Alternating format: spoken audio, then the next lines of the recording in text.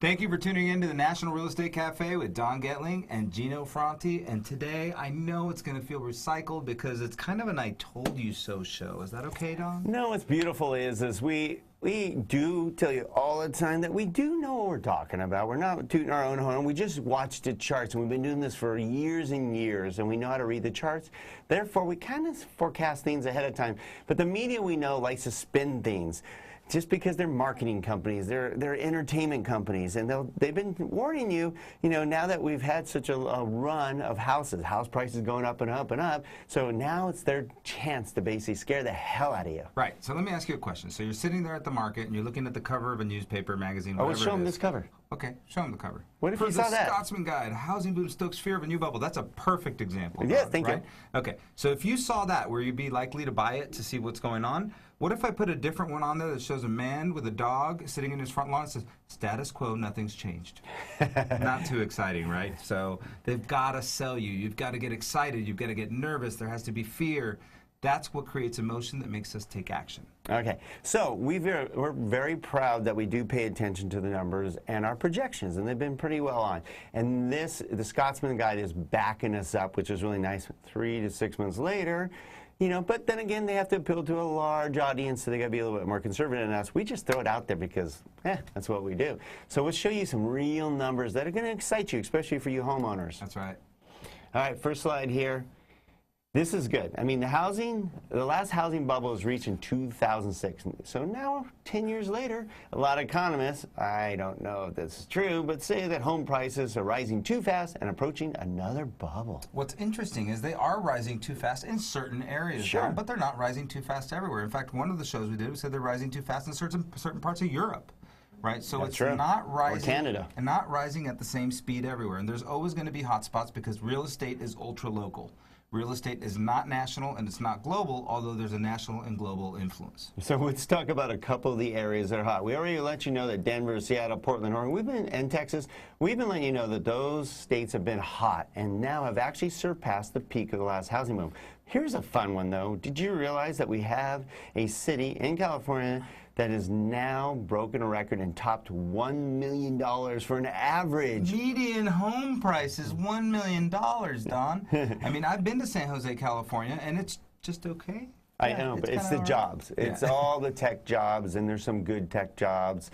And that's why, hey, if you want to live near a high-end tech job, you're going to pay some huge money.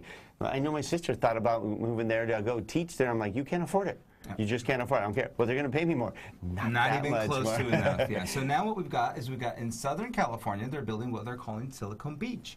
And the reason they're doing that, believe it or not, they're finding the beach here, Mar Vista, Marina del Rey, all these areas that we always saw as expensive, they're cheap to those people. Compared to San Jose, Crazy. And they're on the beach. Yeah. Okay, so let's go to this next slide here. This is some great information. These are the things that we know that you don't know because we get these other reports that aren't, in the National Enquirer.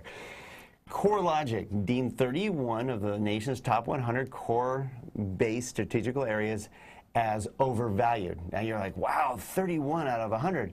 Okay, but by contrast, there are 21 overvalued markets back in 2002. When the market just started really picking up some steam back then. Yeah, now you're picking up what I'm putting down, Gino. Yep.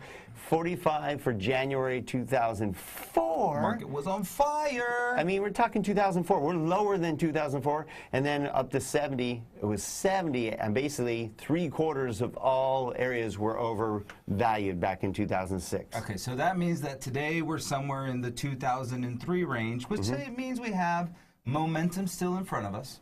We have demographics on our side, and most importantly, we do not have any creative financing, folks. Believe me, we know. People are qualifying for these loans. You have to. They only have one owner-occupied mortgage, not 17, and they're not flipping these homes like crazy. There's a little flipping going on here and there, but it's not people buying them and selling them without putting a penny into it the next day for $50,000 more. I remember those days. All right, we got a little bit more to show you that helps support it. But the big one on this slide is a lot to read, but I love this. Right now, home prices are about, this is nationally, about 40% less than they were during the housing boom in 2006. and 20% less than they were all the way back in 2000. Okay, and if you look at the interest rates on these homes, the cost of home ownership on these is much lower than it was back then. So actually, even though it looks like the prices may be higher in some areas, affordability is still actually better. So the housing market is A-OK, and we've been trying to tell you that. And you heard it right here in the National Real Estate Cafe. I think you need to share this with a lot of people, make them feel good, because remember, the more people that feel good about their home, the more people that buy homes, the more value you have in your home. It's called appreciation and equity, your future savings. So we hope you value our show. Check us out at nrecafe.com or text us to get these on your phone. Text NREC to the number 58885, NREC to the number 58885. Stick around, see what's brewing tomorrow.